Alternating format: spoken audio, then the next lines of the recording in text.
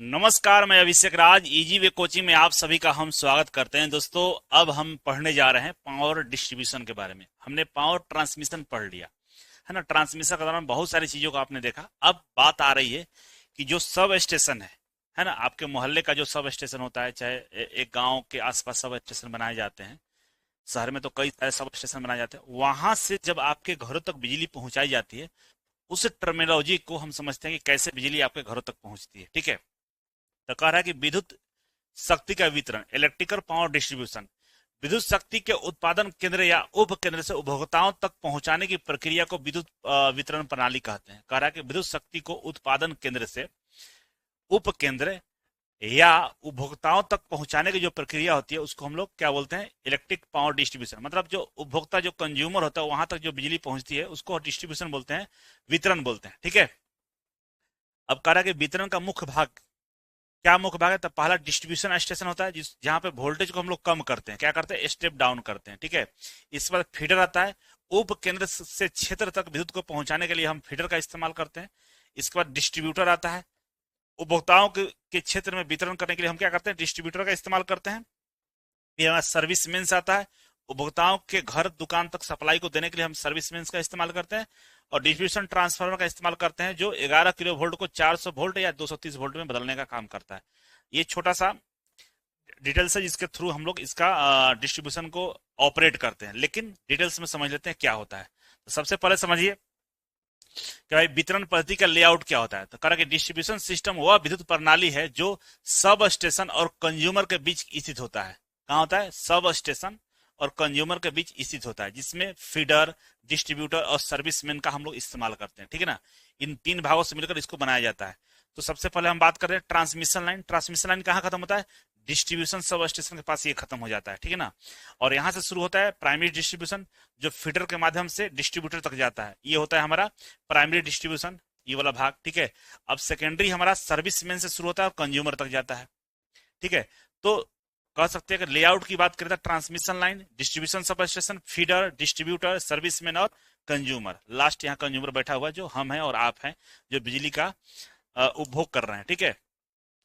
अब यहाँ पे कह रहा है कि डिस्ट्रीब्यूशन सब स्टेशन क्या होता है। तो कह रहा है कि वोल्टेज स्तर पर लगभग 2.4 किलो वोल्ट से लेकर 34.5 किलो वोल्ट होता है। यहाँ पे जो वोल्टेज का रेंज है, 2.4 किलो वोल्ट से लेकर 34.5 किलो वोल्ट होता है। ट्रांसमिशन लाइन से बिजली को ये प्राप्त करता है। कौन सा? डिस्ट्रीब्यूशन सब स्टेशन क्या करता है? ट्रांसमिशन लाइन से बिजली को प्राप्त करता है, मतलब सेकेंडरी ट्रांसमिशन से बिजली को प्राप्त करता है। वोल्टेज कम करके वितरण करने के लिए भेजता है। स्टेप डाउन ट्रांसफार्मर का इस्तेमाल करता है, बिजली को कम करता है, मतलब वोल्टेज को कम करता है। उच्च वोल्टेज को मध्यम और निम्न वोल्टेज में बदलने का काम यहाँ पे किया जाता है। ठीक है। अब बताए फीडर। फीडर क्या होता है भाई? तो थोड़ा सा यहाँ पे देखें, यहाँ पे देखेंगे तो आपको फीडर समझ में आएगा फीडर क्या होता है। देखिए, ये हमारा सब स्टेशन है। ठीक है ना। और सब स्टेशन से हम अलग अलग दिशाओं में जो हम वोल्टेज को सप्लाई करते हैं, जो विद्युत का सप्लाई करते हैं, उस वाले लाइन को फीडर बोलते हैं। क्या बोलते हैं? फीडर बोलते हैं। कहते हैं ना कि इस फीडर में लाइन नहीं है, इस फीडर में कुछ डिस्टर्बेंस चल रहा है, मेंटेनेंस चल रहा है। तो एक फीडर से एक मोहल्ले की लाइन कट जाएगी, दूसरे फीडर से दूसरे मोहल्ले की लाइन कट जाए, तीसरे फीडर से तीसरे मोहल्ले की लाइन कट जाए। मतलब एक सब स्टेशन एक शहर के अलग अलग भागों में क्या करता है? जो बिजली को डिस्ट्रीब्यूट करता है, वो फीडर के माध्यम से करता है। मान लीजिए पटना की हम बात करें, तो पटना में कंकड़ बाग है, मीठापुर है ना, एग्जीबिशन रोड है, गांधी मैदान है। तो सब मोहल्ले के लिए अलग अलग फीडर होगा, जो सब स्टेशन से निकलता होगा। ठीक है। और यही फीडर एक मोहल्ले में बिजली सप्लाई का काम करता है, और यहाँ से सर्विस मेंस के थ्रू आपके घरों तक बिजली को भेज दिया जाता है। ठीक है। तो कह रहा है कि सब स्टेशन से वितरण क्षेत्र तक बिजली को पहुंचाने का ये काम करता है। क्या करता है? सब स्टेशन से वितरण क्षेत्र तक विद्युत को पहुंचाने का काम करता है। इसमें टैपिंग कम होती है। कह रहा है कि इसमें टैपिंग कम होती है, मतलब बीच में कोई तार नहीं निकला जाता। फीडर में देख रहे हैं कहीं पे कुछ टैपिंग नहीं, डायरेक्ट यहाँ पे है। लेकिन इस वाला तार में, जो सर्विस मेंस वाला, इसमें टैपिंग बहुत सारा है ना, बहुत सारा टाइपिंग किया रहता है। बहुत सारे लोग अलग अलग अपने घरों में सप्लाई लिए रहते हैं। लेकिन फीडर में टाइपिंग होता ही नहीं है, सीधे सीधे एक मोहल्ले में जाता है, और यहाँ पे एक ट्रांसफार्मर होता है। हर मोहल्ले का अपना एक ट्रांसफार्मर होता है, जहां से सेकेंडरी डिस्ट्रीब्यूशन शुरू होता है, तो सब स्टेशन से डायरेक्ट ट्रांसफार्मर तक एक ही तार होता है, इसमें टाइपिंग और नहीं होता है। ठीक है। टाइपिंग क्या होता था? मुख्य तार से साइड में छोटी लाइन निकलना को टाइपिंग कहते हैं। करंट इसमें स्थिर रहता है। ठीक है ना। विशेषता क्या है इसका, फीडर का? तो फीडर में तार ऐसा होना चाहिए जो ज्यादा से ज्यादा करंट को सह सके, और वोल्टेज को थोड़ा घटे भी तो चलेगा। वोल्टेज थोड़ा कम भी हो जाए तो कोई दिक्कत नहीं, लेकिन करंट ज्यादा से ज्यादा यहाँ सहना चाहिए, क्योंकि लोड बढ़ेगा तो करंट का वैल्यू बढ़ता है, और आपको करंट ज्यादा होता है तो क्या होता है, हीटिंग इफेक्ट आती है। तो तार ऐसा होना चाहिए, मजबूत होना चाहिए, करंट को बर्दाश्त कर सके, ठीक है ना। अब आते हैं डिस्ट्रीब्यूटर। फीडर के बाद हमारा डिस्ट्रीब्यूटर है, करके यह वह कंडक्टर है जिसका उपयोग उपभोक्ता से जुड़ा रहता है। यह डिस्ट्रीब्यूटर कहते हैं, यह कंडक्टर है जो उपभोक्ता से डायरेक्ट जुड़ा रहता है। इसमें विभिन्न स्थानों पर लोड जुड़ा रहता है, ठीक है ना। वोल्टेज ड्रॉप का विशेष ध्यान रखा जाता है यहाँ पे। उपभोक्ता टर्मिनल पर वोल्टेज में परिवर्तन की सीमा प्लस माइनस 6% है। करा कि आपके यहाँ जो वोल्टेज की सप्लाई होती है उसमें जो परिवर्तन की सीमा रखा गया है वो मैक्सिमम प्लस माइनस 6%, मतलब 6% बढ़ भी सकता है और 6% घट भी सकता है। इसके बाद सर्विस मेंस आता है। तो छोटे केबल जो डिस्ट्रीब्यूटर से उपभोक्ता के घर तक जाती है उसको हम लोग सर्विस मेंस बोलते हैं। मतलब ट्रांसफार्मर से लेकर आपका जो बिजली मीटर होता है, आपके घरों के बाहर जो एनर्जी मीटर लगा हुआ है, तो ट्रांसफार्मर से लेकर आपके जो एनर्जी मीटर तक जो सप्लाई होता है ना उसको सर्विस मेंस बोलते हैं, ठीक है ना। अंतिम कनेक्शन ये प्रदान करता है। ये क्या होता है, हमारा अंतिम कनेक्शन होता है, ठीक है। अब समझिए कि यहाँ पे कह रहा है classification of distribution system. Distribution system का क्लासिफिकेशन कह रहा है।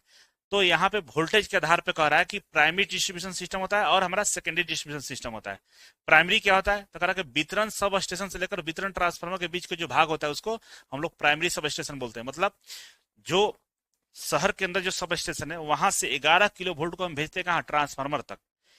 तो 11 किलो वोल्ट कहाँ से, सब स्टेशन से आपके घर के जो मोहल्ले का ट्रांसफार्मर है वहां तक जो वोल्टेज आता है वो 11 किलो वोल्ट होता है, उसको हम लोग प्राइमरी डिस्ट्रीब्यूशन बोलते हैं, ठीक है ना। यहाँ वोल्टेज सामान्यतः 11 किलो वोल्ट होता है, कभी कभी 66 किलो वोल्ट या 33 किलो वोल्ट हो सकता है, इसमें कोई दो राय नहीं है। अकॉर्डिंग टू सप्लाई, डिमांड और सप्लाई की बात है, ठीक है। और 132 किलो को स्टेप डाउन करके 111 किलो वोल्ट में बदलने तक क्षेत्र तक पहुंचा जाता है। क्या बोला है कि 132 किलो वोल्ट को स्टेप डाउन करके 11 किलो वोल्ट में बदलकर क्षेत्र तक हम पहुंचाते हैं। तो जो हमारे पास पहुंचता है 11 किलो वोल्ट वो प्राइमरी डिस्ट्रीब्यूशन होता है, जिसको हम लोग 132 किलो वोल्ट से कम करके यहाँ तक पहुंचाए हैं, ठीक है। तो कह सकते हैं कि जो सब स्टेशन होता है 11 किलो वोल्ट फीडर में देता है। फीडर जो हमारे कहाँ था, सब स्टेशन से जो हमारे मोहल्ले का ट्रांसफार्मर है वहां तक किसके माध्यम से आता है, फीडर के माध्यम से आता है। तो कह सकते हैं कि फीडर कितने पास, फीडर के पास वोल्टेज कितना होता है, 11 किलो वोल्ट होता है, जिसको हम लोग डिस्ट्रीब्यूशन ट्रांसफार्मर के थ्रू और कम करने का काम करते हैं। सेकेंडरी डिस्ट्रीब्यूशन समझिए, तो 11 किलो वोल्ट को हम अगर 415 वोल्ट या 240 वोल्ट में बदलते हैं, ये सेकेंडरी डिस्ट्रीब्यूशन होता है। अब ये कहाँ होता है भाई, तो जो आपका ट्रांसफार्मर है ना, जो मोहल्ले का ट्रांसफार्मर है वो फीडर से जो 11 किलो वोल्ट प्राप्त किया है उसी को कम करता है। कितना कम करता है, तो 415 किलो वोल्ट कर देगा, सॉरी 415 वोल्ट कर देगा अगर थ्री फेज है तो, और सिंगल फेज है तो 240 वोल्ट कर देगा। इसको सेकेंडरी डिस्ट्रीब्यूशन बोलते हैं, है ना। और यही आखिरी जो वोल्टेज जो आपको तक पहुंचा दिया जाता है, आपके घरों में 240 वोल्ट सिंगल फेज के लिए और 415 वोल्ट थ्री फेज के लिए सप्लाई कर दी जाती है, ठीक है ना। मुख्य बिंदु की बात करें तो डिस्ट्रीब्यूशन ट्रांसफार्मर, डिस्ट्रीब्यूटर और सर्विसमैन के बाद कंज्यूमर के पास ही हमारा आखिरी में विद्युत को पहुंचा दिया जाता है, ठीक है ना। अब यहाँ पे कह रहा है कि according to nature of current, current धारा के अनुसार जो हमारा डिस्ट्रीब्यूशन है उसके बारे में जानकारी दिया गया है। तो कह रहा है कि धारा के अनुसार डीसी डिस्ट्रीब्यूशन और एसी डिस्ट्रीब्यूशन दो तरह का होता है।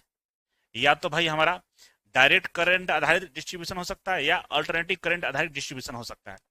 एसी करंट वाला हमारा सबसे सामान्य बात है, हमेशा ये इसका इस्तेमाल करते हैं, डीसी तो हम करते ही नहीं है, ठीक है। अकॉर्डिंग टू कंस्ट्रक्शन, निर्माण के आधार पे ओवरहेड सिस्टम या अंडरग्राउंड सिस्टम से भी हम डिस्ट्रीब्यूशन कर सकते हैं, ठीक है। और स्कीम और कनेक्शन, कनेक्शन के आधार पे हम लोग रेडियल सिस्टम एक दिशा में, रिंग सिस्टम रिंग के रूप में सप्लाई, और इंटरकनेक्टेड सिस्टम कई स्रोतों से जुड़ाव, ये तीन तरह के हम लोग क्या करते हैं, कनेक्शन के आधार पर हम लोग डिस्ट्रीब्यूशन सिस्टम को वर्गीकृत किए हैं, प्रकार बना के रखे हुए हैं। और यहां से प्रश्न पूछता है ये तीनों से, तो आइए तीनों को एक एक करके हम लोग पढ़ लेते हैं। पहला हमारे पास है रेडियल वितरण प्रणाली, रेडियल सिस्टम। कहा कि इस प्रणाली में डिस्ट्रीब्यूटर को केवल एक ही स्रोत से सप्लाई मिलती है। ग्रामीण और क्षेत्र में होता क्या है कि भाई यहाँ पे मान लीजिए एक सब स्टेशन है, ठीक है ना, एक सब स्टेशन हो गया और इधर ये दूसरा गांव हो गया। मान लीजिए कि ये गांव वन है, गांव है, ये दूसरा गांव इधर है, दो गांवों के बीच सप्लाई हम इससे कर रहे हैं, ठीक है। तो इसमें क्या होता है कि जो फीडर होता है, फीडर किसी एक क्षेत्र में एक जुड़ा रहता है, ठीक है ना, एक से दूसरे फीडर के बीच कोई कनेक्शन नहीं होता है। अगर इधर तार खराब हो गया तो सप्लाई आपका बंद हो जाएगा। मान लीजिए इधर फीडर वाला में लाइन चला गया तो मान लीजिए खत्म हो गया लाइन, करंट किसी कारणवश तार टूट गया या किसी तरह से बाधा उत्पन्न हो गई तो करंट का जाना खत्म हो जाएगा। मान लीजिए इधर तीसरा गांव है, ठीक है ना, एक गांव, दो गांव, तीन गांव, तीनों के लिए अलग अलग फीडर है, ठीक है। किसी एक फीडर में खराबी आएगा तो उस गांव की तरफ पूरा लाइन बाधित हो जाएगा, जाएगा ही नहीं जाएगा, ठीक है। और इस फीडर से फिर हम लोग क्या बताते हैं, डिस्ट्रीब्यूशन लाइन निकालते हैं, तार निकालते हैं, जो आपके घर तक भेजने का काम करते हैं। तो इसका समस्या यही है कि भाई इसमें सब स्टेशन की तरफ से जो फीडर की तरफ जाता है ना, तो सब स्टेशन के पास कितना होता है, 11 kV होता है, और ये फीडर में कितना जाता है, 11 kV जाता है, ठीक है ना। और इसी में से 11 kV को हम 400 V या 230 V करके आपके घरों तक भेजने का काम करते हैं। तो समझिए इसके बारे में। करा कि मुख्य विशेषता क्या है कि सप्लाई एक ही दिशा में होती है, सप्लाई किसी एक ही दिशा में होगा, है ना। सरल डिजाइन होता है, कम लागत है, कम वोल्टेज में इसका उपयोग कर लेते हैं। दोस्त क्या होता है कि फॉल्ट होने पर पूरा क्षेत्र बंद हो जाएगा, और किसी भी तरफ फॉल्ट हुआ, मान गांव नंबर 1 की तरफ फॉल्ट हो तो पूरा गांव अंधेरा हो जाएगा, इधर फॉल्ट हो तो पूरा ये गांव अंधेरा हो जाएगा, एक दूसरे का सहायता नहीं होगा, फिर ये बनाने के लिए आराम से आकर बनाएंगे आप लोगों को, ठीक है। इसीलिए इस पर विश्वास करना काफी मुश्किल होता है, क्योंकि मान लीजिए फॉल्ट होगा तो ऐसा रहता कि अगर इधर फॉल्ट हुआ तो इस वाले से भी कनेक्शन कर देते तो इजी होता, लेकिन ऐसा होता नहीं है रेडियल सिस्टम में, ठीक है। उपयोग छोटे लोड वाले क्षेत्रों में करते हैं और ग्रामीण क्षेत्रों में इसका ज्यादा इस्तेमाल करते हैं हम लोग, ठीक है।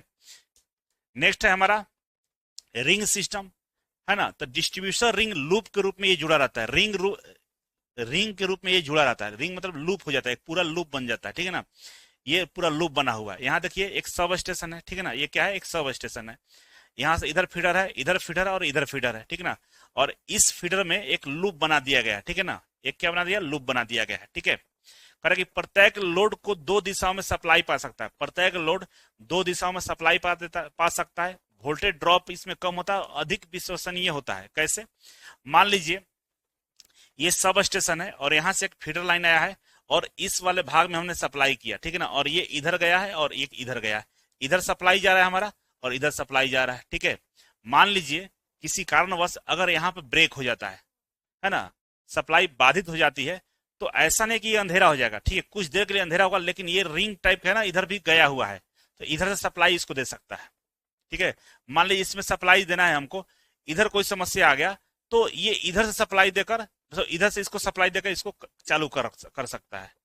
तो कहीं से अगर एक जगह ब्रेक होता है तो इसको कोई ज्यादा प्रभाव नहीं पड़ता है, ठीक है ना। तो कह रहा कि फॉल्ट वाले भाग को अलग करके बाकी क्षेत्र में सप्लाई हम दे सकते हैं, है ना।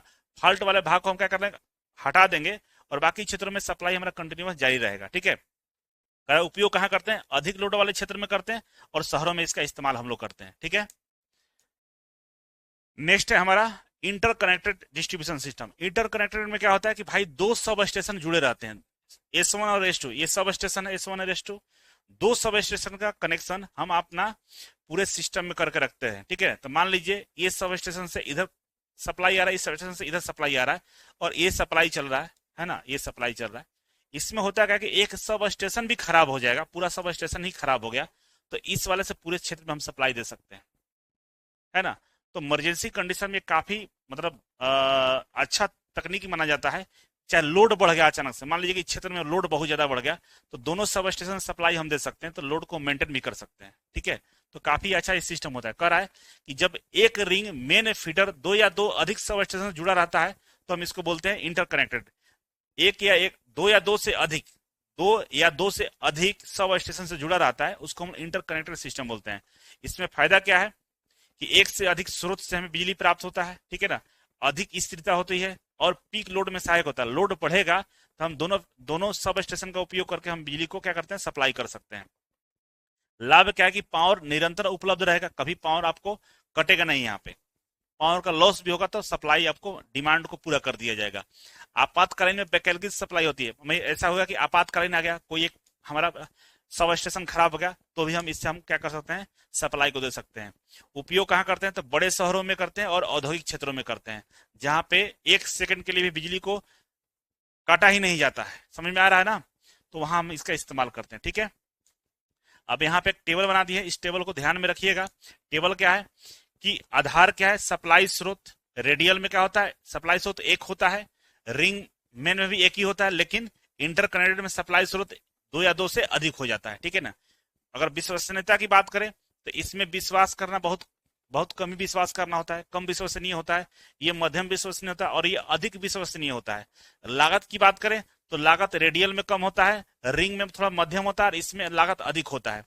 फॉल्ट का प्रभाव, ये पूरा क्षेत्र ही ब्लैकआउट हो जाएगा, बंद हो जाएगा।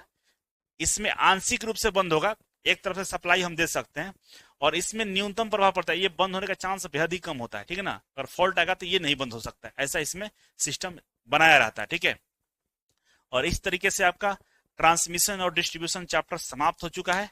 अच्छे से नोट्स बना लीजिएगा, क्वेश्चन का भी हम प्रैक्टिस करा ही रहे हैं, आपको अलग फोल्डर में क्वेश्चन का भी आपको पूरा सेट आपको दिख ही रहा है। तो चलिए अगले चैप्टर में मिलते हैं। इस चैप्टर के लिए बस इतना ही। Thank you so much.